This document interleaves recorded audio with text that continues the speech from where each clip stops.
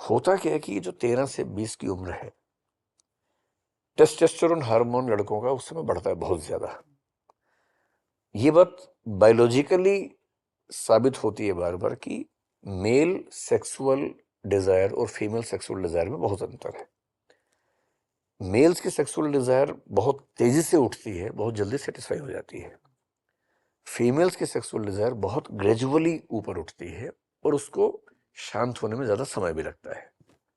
इसलिए आप देखेंगे सेक्सुअल रिलेशनशिप की शुरुआत करने में मेल्स का बिहेवियर हमेशा ज्यादा एग्रेसिव रहता है।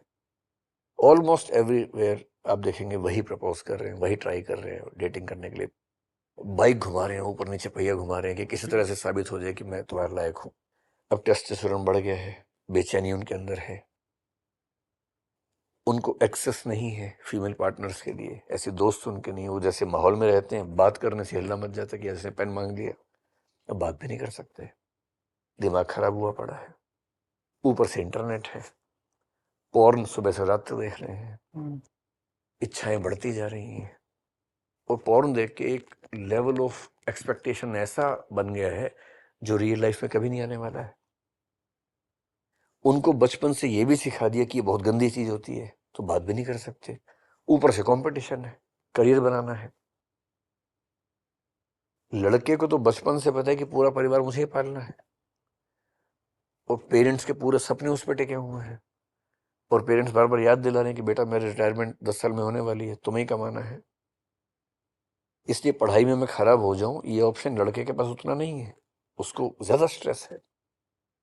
इसलिए 13 से लेके 18-19 साल का जो लड़का है, ये इस दुनिया की सबसे मुश्किल चीज है। ये बच्चे बड़े विद्रोह, हमारा बेटा उस उम्र में है, एकदम घोर विद्रोही होता है कई बार। ठीक है, हम समझ रहे हैं उसके मन में क्या चीजें चल रही हैं। एकदम अकेला है, किसी से बात नहीं कर सकता।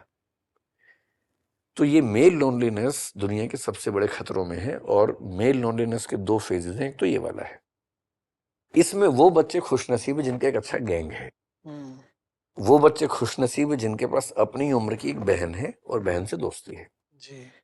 एक बहन होने से, उससे दोस्ती होने से आपकी बहुत सारी कुंठाएं इसलिए खत्म हो जाती हैं कि आपको आइडिया रहता है कि लड़की ऐसी होती है, आसपास है, उससे बात हो रही है, तो आपको पता है कि ऐसी होती है, बात भी आप कर पा रहे हैं। और दूसरा, मेल लोनलीनेस जनरली 40 के बाद जो आती है वो सबसे ज्यादा डेंजरस है। इसलिए आप देखेंगे हार्ट अटैक्स महिलाओं में कम होते हैं, पुरुषों में बहुत ज्यादा होते हैं। इसके बायोलॉजिकल फैक्टर्स भी होंगे, लेकिन इसका एक बड़ा फैक्टर लोनलीनेस भी है। महिलाओं में शेयरिंग करने की टेंडेंसी बचपन से बुढ़ापे तक हमेशा रहती है, क्योंकि वो एक्सप्रेसिव है, उन्हें संकोच नहीं है, झिझक नहीं है।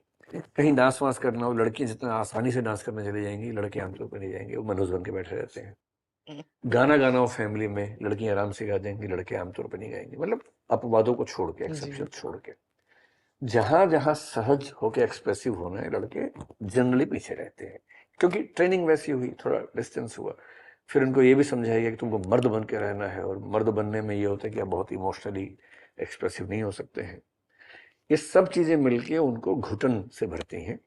और आजकल साइकोलॉजी में ये एक टॉपिक है जो पढ़ाया जाता है कि जो मिड लाइफ क्राइसिस है, 40 के बाद का जो क्राइसिस है, स्पेशली इन द मेल्स, वो अकेलेपन का है, जबकि वो विमेन के मामले में आमतौर पर नहीं, क्योंकि उनमें, जिसको आपने सिस्टरहुड कहा, आपस में रिलेशनशिप बना रहता है उनके साथ, पेरेंट्स के साथ, बच्चों के साथ।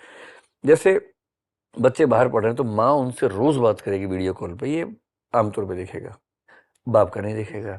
बाप बात भी करेगा तो क्या पूछेगा, और ठीक हो? हाँ पापा ठीक हूँ। चलो ठीक है, पढ़ो।